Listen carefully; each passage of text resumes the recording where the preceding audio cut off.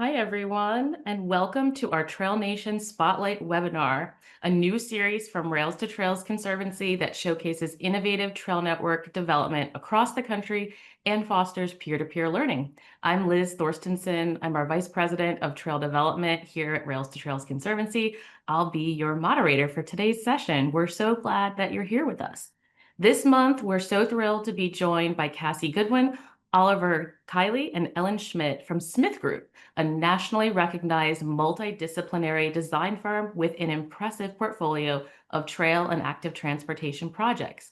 Today, they're going to walk us through how they collaborate with communities at different scales to advance trail networks.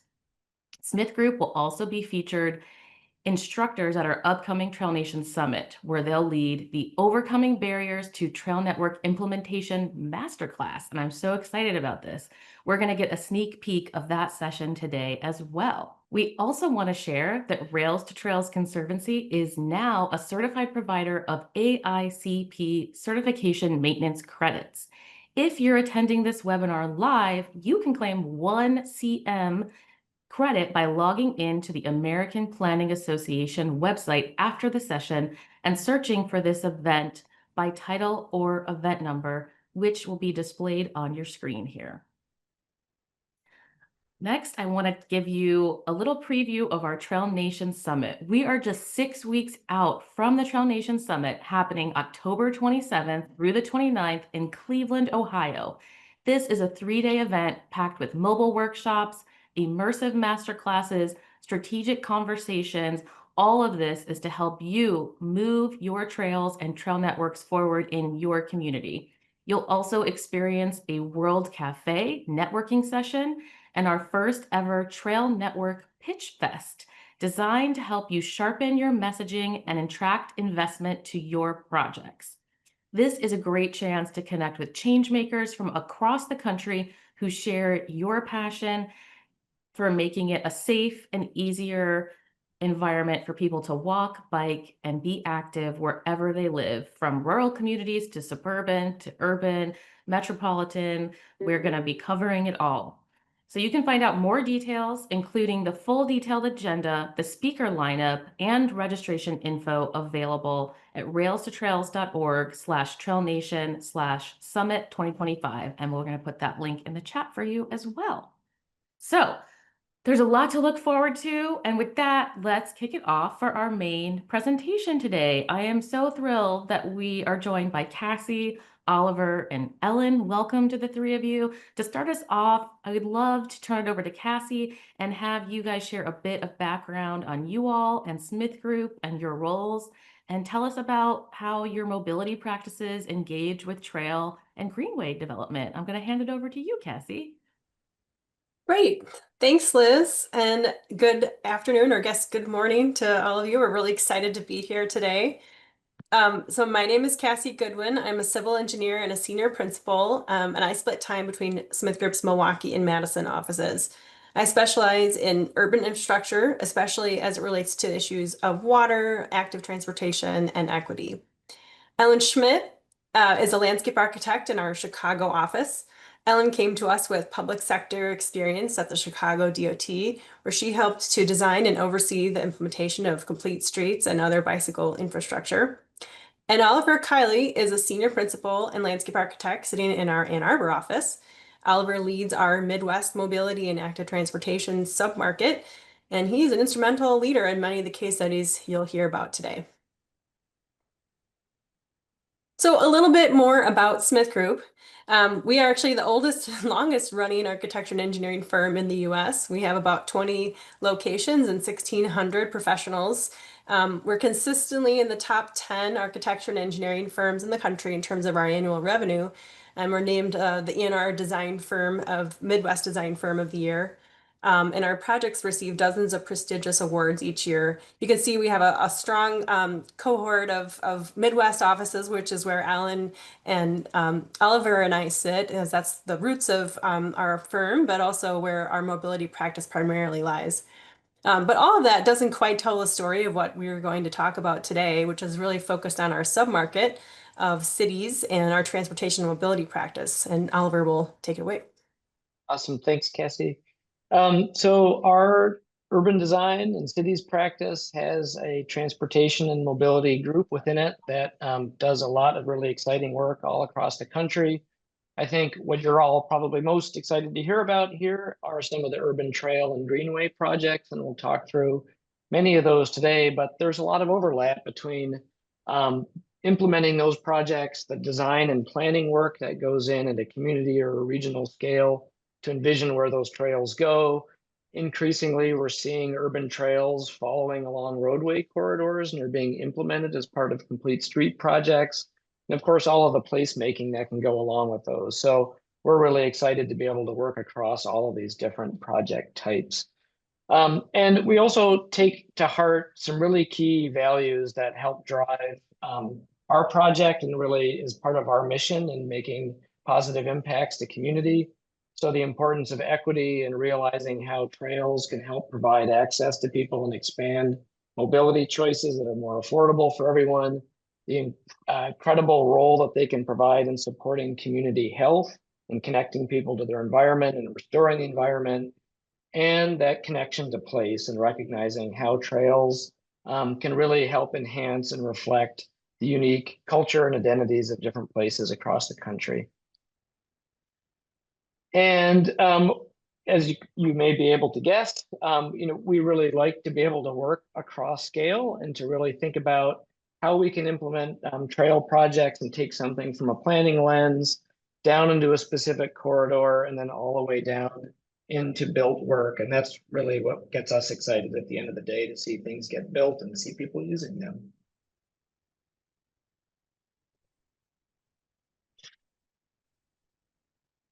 All right. So with It's so that, great. oh, go ahead. Oh, yeah. Well, it's also really so great to hear about your guys' work. It looks like you're working at many different scales. You're working from planning all the way through to implementation. So we'd love to hear a little bit when you're looking at the regional scale. What are some factors you've considered that address the idea of placemaking and the urban context? Great. Thank you, Liz. Yeah, we have a couple examples that we can walk through that speak to that. It's obviously there's a little bit of separation between, some of the large scale regional planning work and what it means to kind of go beyond the path itself and think about impacts to place.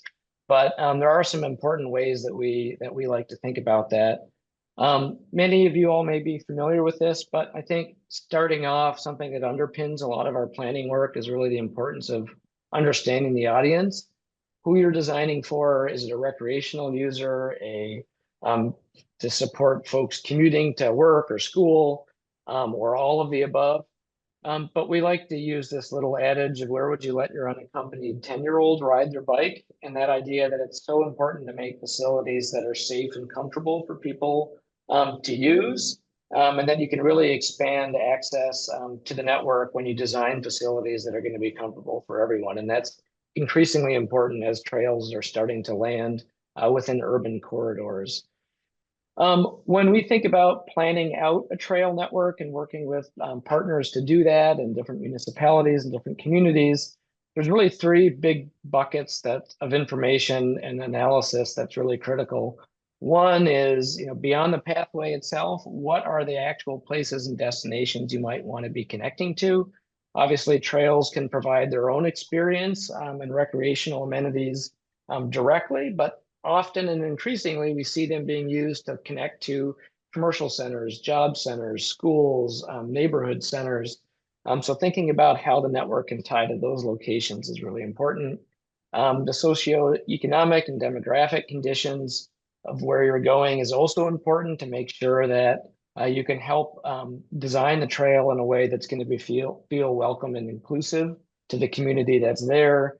And then there's always this tension between, wanting to create lots of connections in the network and have a broad extent of coverage, but then recognizing that there's only so much you can build in a realistic time frame. So what's the balance between extent versus coverage? And one project, a planning project that wrapped up a number of years ago that really exemplifies a lot of this work is the Cuyahoga Greenways project. And so I'll talk about that for a few minutes. What's interesting about the Cuyahoga Greenways is that it started off more than 100 years ago as a plan for the Cleveland Metro Parks, and they were a key partner in implementing this project. And so there was the Stitchcomb plan to identify an emerald necklace that sort of surrounded the whole Cleveland area through Cuyahoga County. And as we look back on the history, the whole partnership really said, well, this is great, and it's amazing that we've actually built a lot of this vision over the last 100 years. What do we do for the next 100 years to continue to build onto this, and to start to interconnect these places even more? And that really became the genesis for this planning work. And a theme you'll see across a lot of our planning work is that there's really two kind of buckets of activity that happen. I know there's a lot on the slide here, but one is recognizing what are all of the possible routes and ways of connecting different places together. And so there's a lot of work both with engagement and working with the community and going through technical work to identify different routes and different possibilities. And the second side of that is how do we start to prioritize and select those routes that best meet the goals of the project? So in the case of this, it was around equity, connectivity, the economy, and ecology. And when you bring those two things together in a process, you can get to a framework and a plan of action that's more implementable. The Cuyahoga project, one of the unique challenges of this is that there were 43 individual municipalities across the county. And so we had a very, very large stakeholder and agency group representing folks from all of those municipalities, plus dozens of other organizations. And so a lot of time spent gathered around maps, both virtual, lots of physical ones, which is great, drawing up routes, figuring out where different corridors and opportunities could go. Did a lot of work with digital mapping tools, collecting well over 2,000 comments from a very vocal bicycle community that provided some great insight on different ways that we can build connections. And out of this, we ended up identifying this network of over 815 miles of trails, which is like a ton just in one county. The network, did include about 185 miles of existing trail that we wanted to build on. You can see those in the dark green lines. Pretty good interconnectivity, but there's really a lot of gaps in that regional network. And so a lot of the conversation focused on how do we parse what a regional connective trail is from some of the supporting routes, and how can we use that to help drive priority. Again, wanted to go back and just reference some of the goals around accessibility, building this interconnected system, using trails to connect to economic opportunity, addressing inequities across the county, and then links to things that would help improve community health.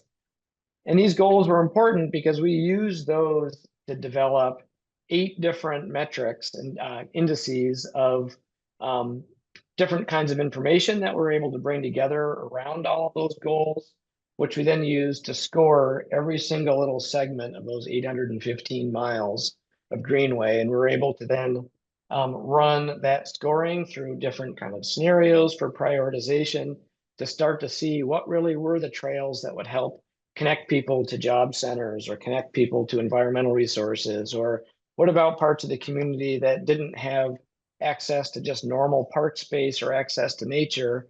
Where could trails help provide those disadvantaged communities a direct connection to nature? So lots of different ways that we could use these analyses to start to prioritize the network.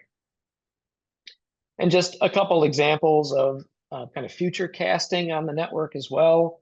The map on the left is a population assessment. And one of the things we looked at, just for the regional network, so not even all these supporting routes, today only about a little less than 40% of the population in the county was within a mile of a regional network. If the regional network is built, 71% of residents would be within 1 mile of a regional trail, which is pretty huge. And you'd be able to have access to that whole network. Looked at a similar assessment for jobs, where today less than half of jobs are within a mile of a regional network or a regional trail, and nearly 80% of jobs across the county would be in the future. So being able to do that future casting is really helpful to tell the story of like why this is important and the opportunity that these regional trail networks can really provide. At the end of the day, though, it's about getting trail projects built and realizing that vision. And lots of opportunities to think about where the paths are, the context that they go through.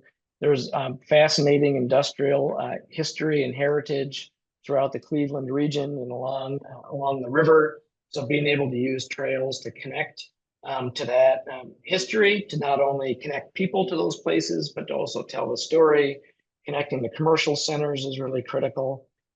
And you can see the network that we ended up with at the end of this process, about 242 miles of prioritized connections kind of rose to the top, including about 14 miles of critical gaps. And we are now excitedly in the process of implementing many of those critical gap projects.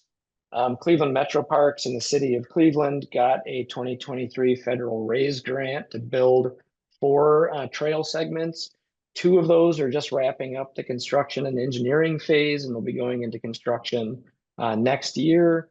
And then 2 of them were finished a feasibility study phase, and 1 of those is going into the design and engineering process like next week.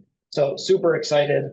A lot of these projects are opportunities to, again, go beyond the path and think about placemaking elements, connections to local parks. A lot of these do run along road corridors, so reconfiguring streets and reclaiming pavement space to create pocket parks, rain gardens, and lots of other amenities that can go alongside the trail is a key part of this work. So really excited to see something go from planning, and now we're getting it into the implementation phase. Thanks, Oliver. I love that. I especially love the look back 100 years and then the look forward 100 years. I think, in our human scale, it's sometimes hard to think that way. So appreciate, that being pointed out and, thinking ahead for this infrastructure really being there for, for our kids and our grandkids, to serve them in the future. And I also just loved how you had the goals then tied down to the data points and the metrics and how everything just, threaded throughout the entire process. It just makes so much sense, but that doesn't always happen. So I really appreciated seeing that. It's awesome. So I'd love to take it now that you went through that regional lens. I'd love for you guys to drill down. Tell us more about this approach when you get to the corridor level or the neighborhood level, and how do you approach that?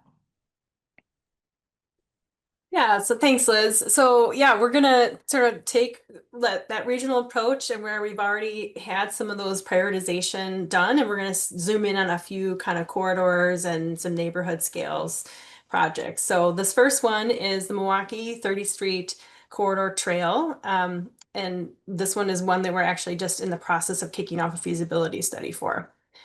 So just to provide some context, similar to what was done in Cuyahoga County, the Route of the Badger is a initiative on the 7-county region around the Milwaukee area that's actually led by Rails to Trails, and it's prioritizing gaps in the existing trail network.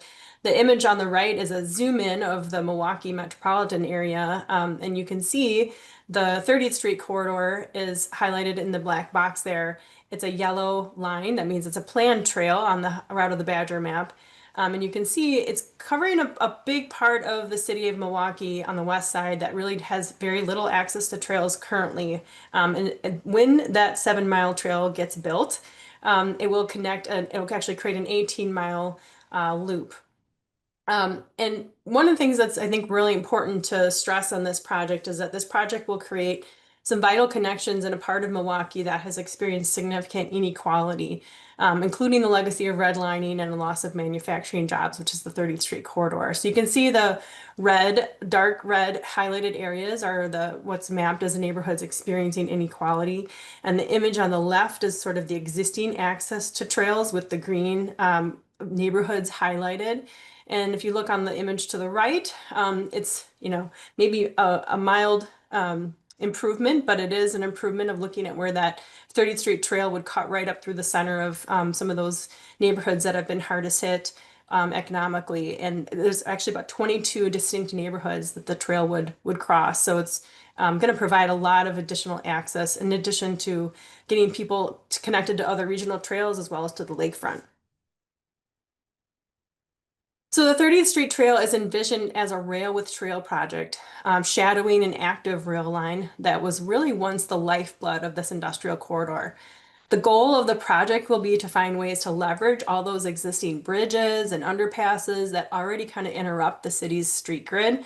So it's really looking at how can we kind of take some maybe underutilized land that follows along that rail corridor while still maintaining an active rail line that's important to manufacturing and to job creation in Milwaukee to continue to allow that rail line to be serviced. And one of the things we're going to be doing in detail is actually working with the rail to come up with the improvements that they can also benefit from. So as we've started to think about the vision for the trail, there are both above grade and below grade, as well as some at grade conditions throughout this corridor. And we've started to look at where some of those zones might start to have different characters. And this area where we're crossing Center Street connects to a proposed complete street project that the city is planning.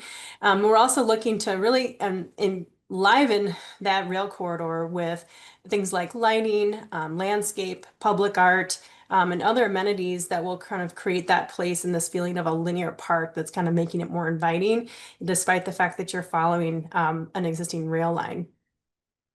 And if you look at, the next condition is similar, but below grade condition. So we're looking for where all those important community connections are, as well as, again, trying to make that a really vibrant and brightly lit and welcoming environment. So community members feel safe and feel like that's a place where they can inhabit and they can really see themselves utilizing both from a recreational and health standpoint, but also for getting to jobs and other retail locations, as well as other destinations in the region. So this project, we are not hitting the ground running from the standpoint of the community. For about 3 years, there has been a grassroots coalition formed around this corridor, really led by Rails to Trails and the Route of the Badger team. But the Business Improvement District has also been involved, as well as a number of other community organizations. There have been dozens of bike rides organized, bus tours, workshops, charrettes, and community and neighborhood meetings to really coalesce around a vision for this project, to build champions and stakeholders, and just really raise the awareness about what the project can offer, because many people in this community do not identify as bike riders. So it's trying to understand what it is that this trail can offer them. And I think people are really starting to get excited about the idea of what this linear park really can mean in terms of economic revitalization as well. And just to bring it home, I like to kind of show this little anecdote. We had one really exciting opportunity a couple years ago where we were able to bring a large group of stakeholders from the 30th Street corridor in Milwaukee over to Detroit to see what's been going on there with the Joe Louis Greenway and the Dequindre Cut project, which our images are on the right-hand side there. This trip was just very inspiring for the stakeholders to really give them a sense of what the benchmark can be and what this project can do to, what we can aspire to be for the Milwaukee community. And I just want to give a little shout out to Willie Caritas, who's the Route of the Badger project manager for Rails to Trails. He's the guy in the blue shirt right in the middle there. He was instrumental in leading this effort and one of the major stakeholders and champions for this project. And every time we meet now as a coalition, we talk about the Dequindre Cut and how the 30th Street Trail can eventually get there. So it's kind of fun to have that cross-pollination of cities to be able to talk about what they're doing. And just wanted to add on a few things, kind of building on what Cassie talked about, and show some examples of some kind of built urban trail work that's kind of generally more on street. And so one of those projects is in Ann Arbor, where I'm based at our SmithGroup office. We've been fortunate to work with the city and the DDA on building a downtown kind of bicycle loop, which is inevitably ended up meaning a whole series of complete street projects. And so this overlaps and dovetails with a number of urban trails that are planned through the city and really helps build onto that network. And so this graphic just shows the 63 block area of Ann Arbor's downtown in kind of schematic form. And the heavy green line is this downtown bikeway loop. So there's 4 segments that were built as part of this project. And just kind of bridging the gap between built and some of the planning work that was done. One of the assessments and criteria that we used when the loop was initially planned was this idea that we wanted to have every block, ideally, with in the downtown to be 1 to 2 blocks away from a separated low stress bicycle facility. And with the exception of about 1 block, we pretty much hit it with the initial network that was built. So you can see those purple lines. But you also see outside of the downtown, all those areas that say gap. And we have just finished wrapping up a planning study that's looking at extending those separated bike facilities into a series of low stress connections that really go from the neighborhood or from the downtown out into some of the neighborhoods, and to build that level of connectivity. And it's just interesting to see the kind of multiplicative effect of how, as you start to add on to the network, there's just an exponential amount of land area that's now connected to it, because you have in blue a lot of the residential neighborhoods that have calm kind of local residential streets that now connect you to a separated infrastructure that's on the major arterial corridors that now connects all of that together and connects people to the downtown. So it's been really amazing seeing this network come together. Just a few highlights and kind of considerations of the bike path, and kind of going beyond the bike path. This William Street Bikeway was the first section that was built, and not several of the blocks shown here, instead of having more of a curved or a hard separator, use these removable bollards. A lot of the design in this area was designed this way because there's some major events that happen on the streets down here. Ann Arbor has a huge nationally significant art fair festival with tens to 100,000 people come over the course of a weekend. And so this space needs to be able to convert into that use and be flexible in that way. Another section of the downtown loop, this is the First Street Bikeway. This was a full complete street reconstruction project to implement this that included streetscape, stormwater planters. This was in the floodplain. There was a huge series of underground infiltration chambers for stormwater that was built underneath the bike path. There were railroad crossings, and then you'll see coming up in a couple of slides, some of the pocket parks and mini plazas that were also built as part of this project. So, ostensibly this started as we need to make a separated bike connection, and it ended up being all of these other things as we looked at it as a complete street project. And the Division Street Bikeway leg was a little less glamorous, a little bit more perfunctory, and maybe more in line with what people may be familiar with separated bikeways. But Division Street is one of the city's major transit corridors, and so that was a big consideration of the design. How do we, in a pretty narrow right-of-way, make accommodations for transit? So in this case, what's shown here, this is a raised kind of boarding island where the bikeway does go across the transit area. People would wait behind the curb and can come across and board the bus with curb height access for the bus over on this side.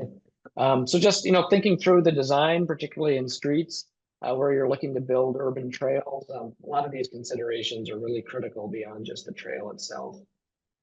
And then here's just a couple examples of some of those plaza parks. We've had kind of a signature element in Ann Arbor with this festoon lighting, to use the technical term, but it's the string lighting that's set up in these plaza spaces that helps define the space. But these plaza areas were all areas of roadway that was just kind of excess pavement that didn't need to be there. And so as the streets were reconfigured, as the trail was built, we were able to reclaim that space and create these plaza areas. And then lastly, we've been fortunate to work with the city and the DDA on a very robust pre and post data collection project or process. So there's a series of bike counters that have been set up to complement bicycle counts that were taken before construction, seeing huge numbers of increases in bicycle trips. You can see some of the percent increases here. And this isn't going from like 10 to 20 bikes. This is going like up to hundreds and thousands of bikes. You can see some of the monthly counts from a couple years ago when this first leg was built. So a lot of bicycle trips. And through all of that, this increase in ridership, we're also seeing a lot of safety benefits come out of this work. So we're seeing both the crash rates, the crash severity, and the absolute actual magnitude number of crashes go down across the board for all users of these streets, not just bikes, but for pedestrians and vehicles too. So just a great nod to the importance of good design and how these trails can really go beyond just being a trail connection and actually improve safety for everyone. Thanks, Oliver. And I think also a nod to the importance of measuring before and after and continuing to measure, because if you don't do it before, you don't have that baseline. So thanks Yeah, for absolutely. highlighting, how important that is so that you have that to show how important this infrastructure is and the change that it's offering and the benefits it's offering. So you guys have taken us from the regional scale to the neighborhood scale, and now I'd love for you to drill down even further, go into that really detailed, segment by segment. How do you manifest placemaking when you get into the design, implementation, phasing, a lot of phasing there because of how things get paid for and financed. So love to hear your approach to that. Absolutely. Thank you, Liz. So yeah, so we can get into a little bit of our detailed design and implementation on one of our projects here. So we're going to talk a little bit about the St. Louis Great Rivers Greenway Brickline and Gateway Mall project. This is a project that SmithGroup is currently working on in the St. Louis area. This is a transformative greenway project that is led by the Great Rivers Greenway, which is a public agency that manages around 140 miles of greenways throughout Missouri and the St. Louis area. And as you can see here, this is part of the framework plan. This is a large transformative project that's going to roll out over multiple phases and sections. And SmithGroup is working on a couple of those phases that we'll touch on today. The first one that we're going to talk about is the North Connector. So that is connecting the Fairground Park down to this main connector that goes between the Forest Park, ultimately connecting those neighborhoods to each other and also to downtown St. Louis, terminating at the Gateway Arch and the Gateway Mall. So we'll start by talking a little bit about that North Connector piece. So here you see the existing conditions. This is under construction now. We just kicked off construction a couple of months ago, so it's not quite like this anymore. But as you can see, this was an incredibly wide right-of-way. We had a 5-lane cross-section with parking and nowhere near the volume of traffic to support this size of roadway. So that gave us a great opportunity to come in here and take some of that space and create this new greenway connection. So the original framework plan did call for a greenway along the western side of Grand here. And as we began our design process and began to engage with the community, it became clear that just adding that greenway on the west was not going to be enough. So as we progressed, this project kind of changed from a greenway into a full complete street project. So now here you can see the new 3-lane cross section.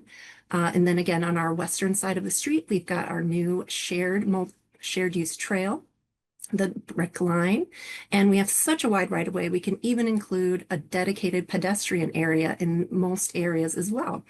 And so what this complete street project allowed us to do was to improve the ADA accessibility, improve safety for not just cyclists, but pedestrians and automobiles, as well as creating these wonderful connections throughout the city of St. Louis. So just to highlight some of our elements of our complete street project that we're looking at for this one, so we can see we have our 3-lane cross section here, again, saving that parking on either side of the corridor, as this is an existing commercial corridor. And then this road diet allows us to gain that extra space for our brickline greenway and create sort of these new areas where we can add some placemaking items, sort of throughout this to not just add that trail, but also engage with the local community and bring benefits beyond the connections. So part of the way that we are adding value for the community beyond the path is really through our robust engagement. So you can see here on the right, we have had many engagement opportunities kind of throughout this process.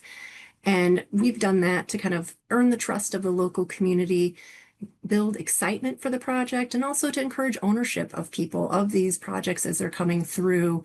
Because we want people to embrace these and feel the excitement for these huge transformative changes that are coming.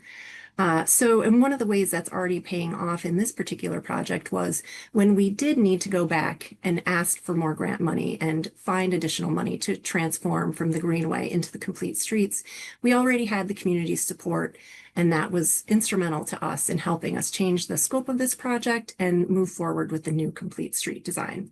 So one of the ways that we're also building some excitement in the pre-construction phase was the commissioning of these artistic banners.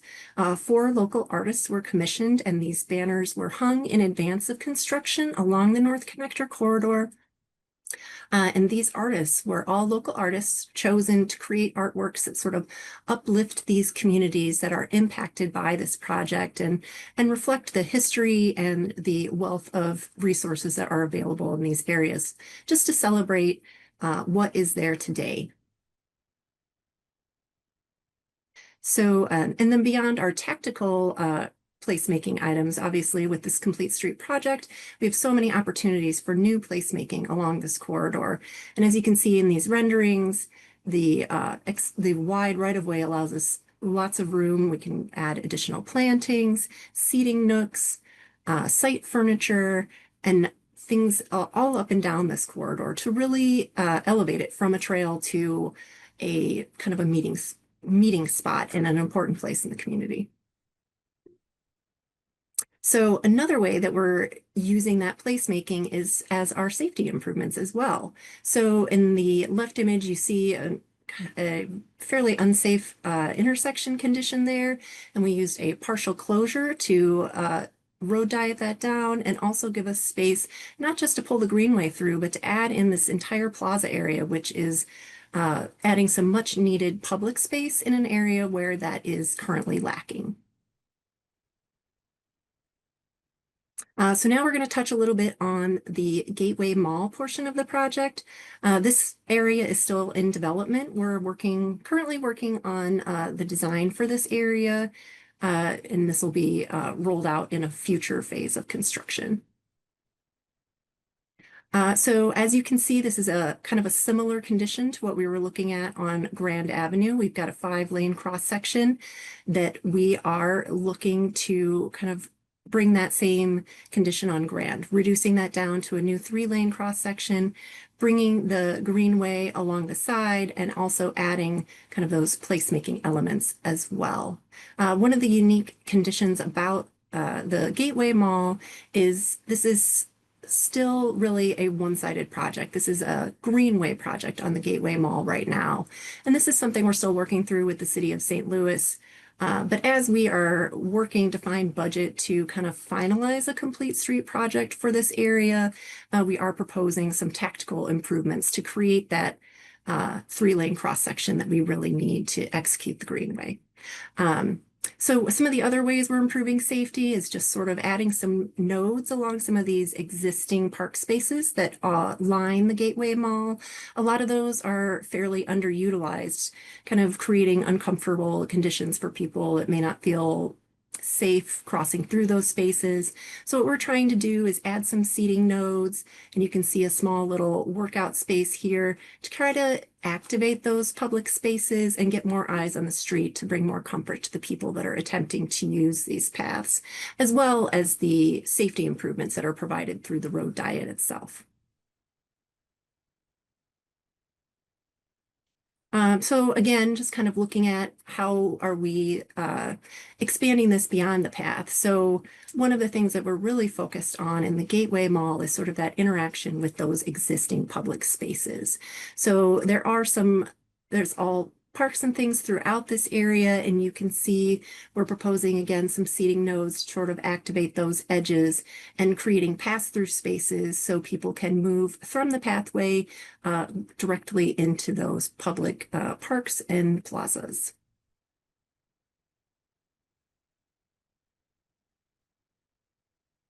And just to kind of wrap up this project, this project is really meant to be a catalyst for the downtown. That is one of the driving goals here.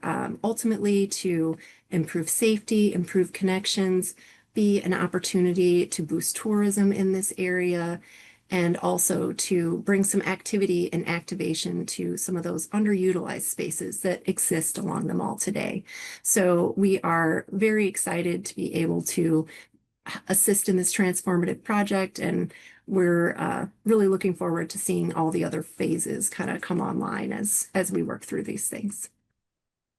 Thanks so much, Ellen. That was great. And those banners by the local artists, those street banners are gorgeous. I love that. I want to learn more about those. Those were stunning.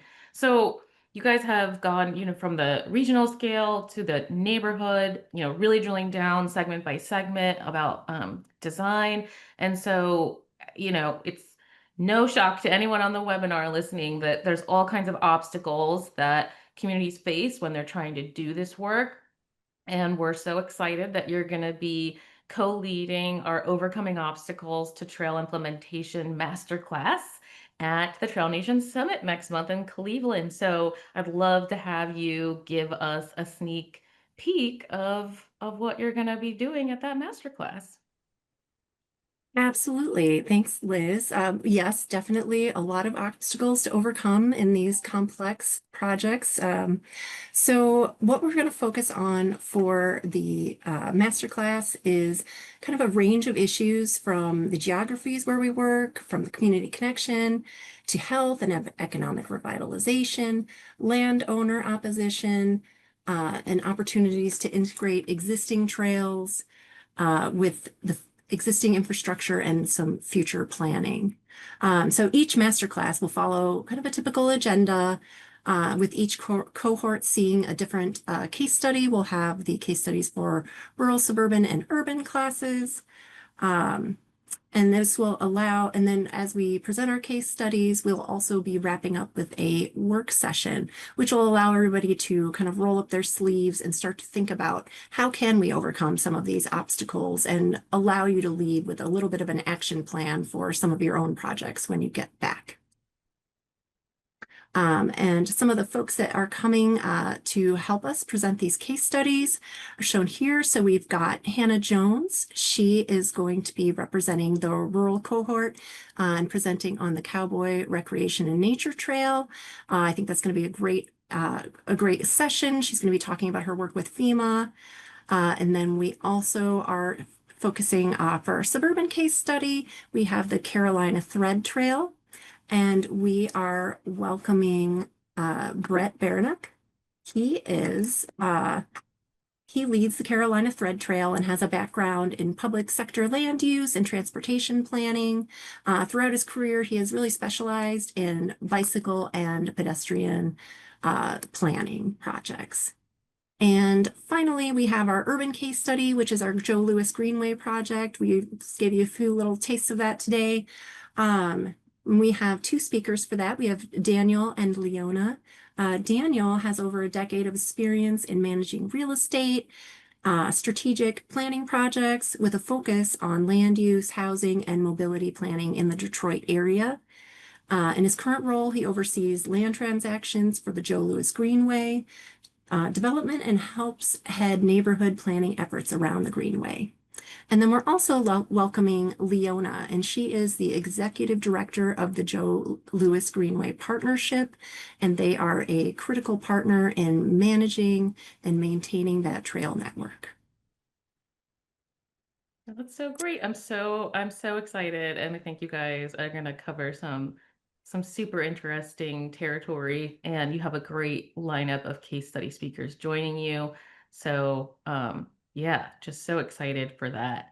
We have some time for audience Q&A, so we're gonna dive in.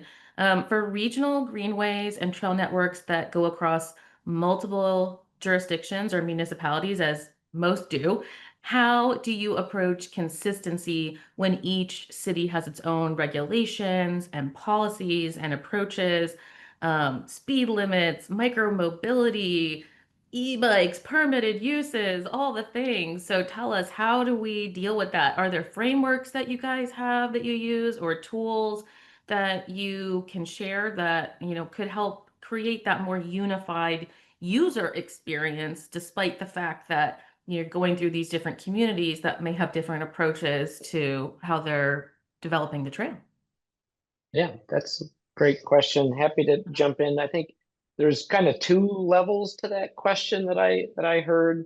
One is maybe about just getting lots of municipalities, often with very different ideas of what they want to achieve, just lined up. When we started that Cuyahoga Greenways project, again, there were 43 municipalities. Probably only half of those municipalities had any kind of active transportation or trail plan, if that. Only half of those actually had GIS data for it. And when you start layering the information together, you see, oh, well, this community's trail ends here, and their neighbor next door, their proposed trail ends here, and the two don't line up. So a lot, I think, just at a physical level, the need to kind of come together and collaborate on a kind of a standard or a guideline or a tool for mapping everything, so that you can all the municipalities have something that they can access and see what each other is working on, is really critical. The county and also the regional MPO played a really critical role in helping to set some mapping tools up. We developed a bunch of them. The MPO hosted those tools, so that over the course of the project, we could actually use these interactive mapping tools with the stakeholders, with the municipalities, to get everybody literally on the same page and kind of build out that network. The second part of the question was related to just even some of the policies, like how do you deal with, e-bikes or e-scooters, or who knows, all kinds of things. I think the good and the bad side of that is that a lot of communities are grappling with the same set of questions. And I think we're in a phase where a lot of communities are still trying to figure it out. So fostering conversation about what's working well in one community, what's not working well in a community, hearing those lessons learned. And increasingly, I think, falling back on either a county government entity or regional MPOs and working with them to help to establish some policy guidance. I mean, the good news is that counties and MPOs are often a conduit for channeling, state transportation dollars. So if you can get everybody lined up on some standards that are going to be in line with what the regional governments are doing, that can help kind of get everybody on the same page, because they're all implementing projects under the same set of rules, essentially. Kind of a long-winded answer, but hopefully that helps. It does. Thanks so much. For the 30th Street corridor, did you encounter any community concern, or do you expect to, about displacement, gentrification, being priced out, as a result of this effort? And, tell us a little bit about how that's being, I know it's being intentionally addressed from the get-go. That's like definitely in the spirit of this project. So share a little bit about that with us. Yeah, that's a really great question. And that's part of the reason why this equitable planning effort has been started from the very beginning, before even the feasibility study of the engineering is done, is really getting out ahead of some of that and making sure that the community really feels that this is a project for them and not for others.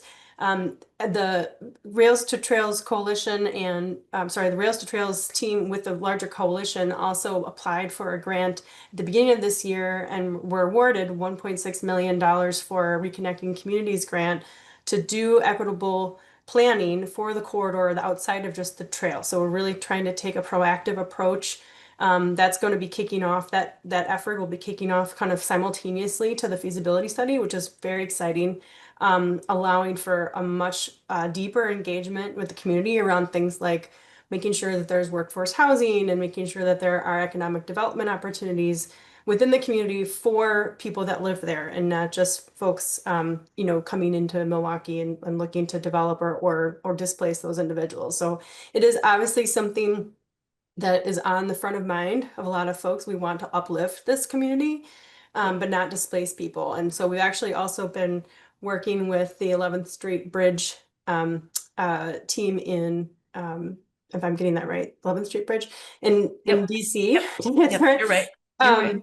And Scott from their group has actually come to Milwaukee and visited with us and talked a lot about how they've been handling those similar concerns in DC around that project, and really thinking about how we can do major infrastructure investments that uplift the community without making it for someone else. So to be determined, to be continued as far as it's a process, but it's something we're definitely talking a lot about. Yeah, agree. And just to add, I can add to that from the TrailNation Summit perspective, we're going to have the Atlanta Beltline come, their VP, their Vice President of Economic Development come and present in one of the other master classes, the Trails as Economic Engine master classes, and they are doing something really cool. They are doing a retail affordability strategy for the Atlanta Beltline to ensure that, you know, they have so much demand from like big brand names, expensive brand names that want to be there, but they want to make sure that locally based small businesses can also afford to locate along the trail. So they're having a whole strategy of what are the policies and programs and levers so that that can happen. So Very cool. That, come to the summit and join us. Yeah. Okay, so another question. This one's on the rural context. I like this one a lot. Have any of your corridor studies, or I would just say any of your studies in rural or small town settings ever included or suggested a slight upzoning to the adjacent land use in the implementation plan to help bring people to these great spaces? So I assume that they're implying like retail, housing, those kinds of mixes. But yeah, I'm curious about that too. Yeah, I can jump in, and then if my colleagues want to add to it, they can. One of my other hats I wear, I get to do a lot of community comprehensive planning that inevitably gets into conversations around upzoning and how much and where. And, you know, this is an evolving question right now. I think for, you know, several decades, kind of the urban planning wisdom was like, hey, we're going to take these corridors and we're going to upzone corridors. And this is more road centric, not trail centric per se. Allow more density there, focus the investment there, which has been successful in a lot of cases. And to Cassie's point, it's also been successful in displacing people in some cases when you do that. And it also often is not enough upzoning in a big enough area that you're seeing kind of the increases in housing that you might want in order to actually make things more affordable and to try to get supply outpacing demand, you know, in kind of hot markets, so to speak. So it's tricky because yes, you can do that. There's some unanticipated consequences that can come from it. I think the bigger question might be to say, like, is there a much bigger area surrounding the trail that should be considered for upzoning that provides more opportunity for more housing to keep costs more affordable for more people? And then, you know, some of the things that really want to locate on the trail can happen as a consequence of that, but it's happening in the context of helping to kind of uplift, so to speak, a broader area.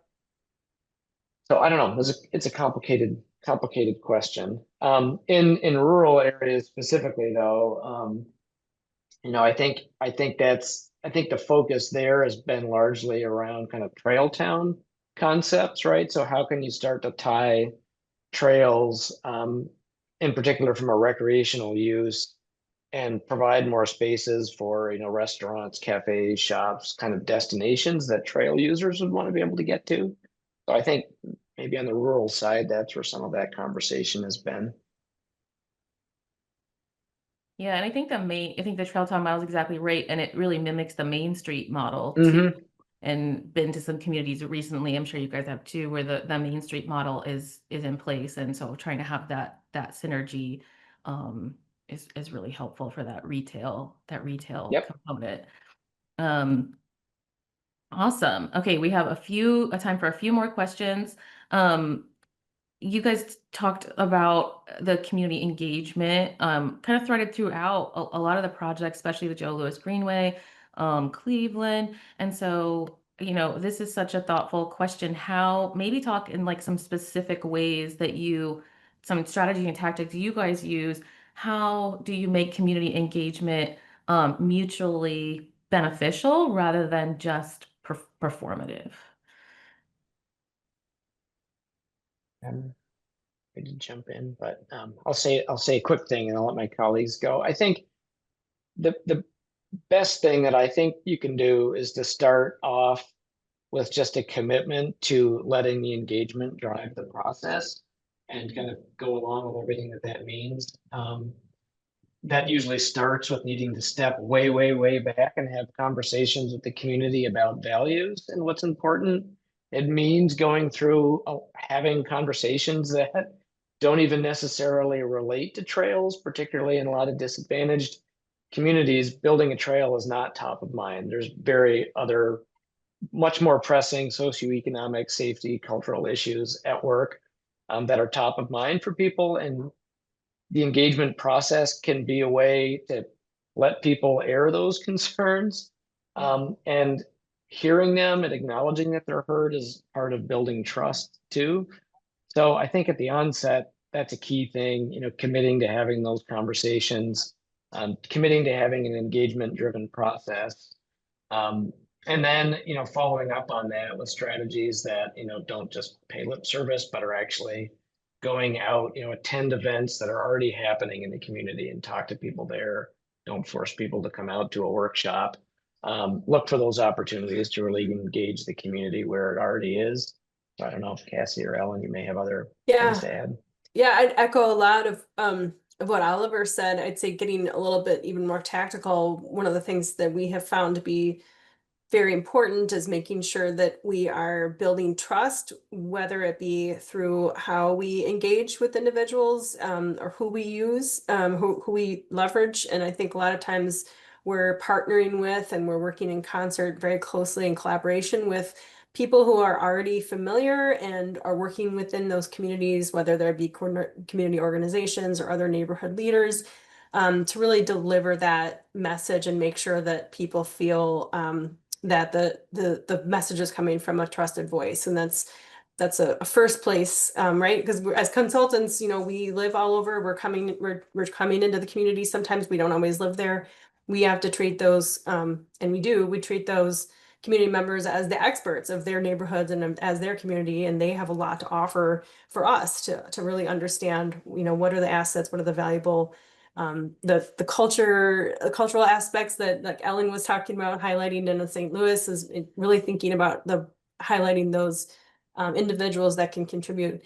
I'd say also from our perspective, as Oliver touched on, going to where people are and not trying to set up separate things. We've actually been very successful in a number of projects in the 30th Street corridor, where we've actually held community events where a pumpkin giveaway or a skate night when we have lots of families show up, and there's a reason for people to be there. And then we're also talking about the projects and getting input from individuals in a way that's more authentic, and they're wanting to be there to be part of their community as opposed to just coming to a public meeting. And so we're recognizing that finding ways to engage people in a more family friendly and approachable way has been really helpful for us. But very quick one on the Brickline project. We had a thing going for a couple years where every time our team would go down there, we would work with Great Rivers Greenways engagement consultant or engagement team to do a street cleanup. And so we'd go and we'd walk 2 miles up and down the corridor with our project team, with the consultant team, every time we were there, just picking up trash, cleaning up the corridor. But we met a lot of people. We got to know a lot of the businesses that are along there. It was just kind of a basic thing, but it was really good to make that connection, and that helped out tremendously in building trust. That's the theme of the decade. Nothing replaces human connection. I think that's what we've got to thread into everything. That's the reason we do this. So this was so wonderful. Your answers were wonderful. The presentation was wonderful. So excited to be working with you all and doing this masterclass coming up at the Trail Nation Summit. Thank you everyone for taking the time to join us. Thank you, Ellen, Cassie, and Oliver. You guys were great. For folks who attended, don't forget to claim your AICP credit. If that's something you do, go online and do that. And don't forget to join us at the Trail Nation Summit. Registration is closing October 10th. So we hope to see you there. Thank you, everyone, and have a great rest of your week.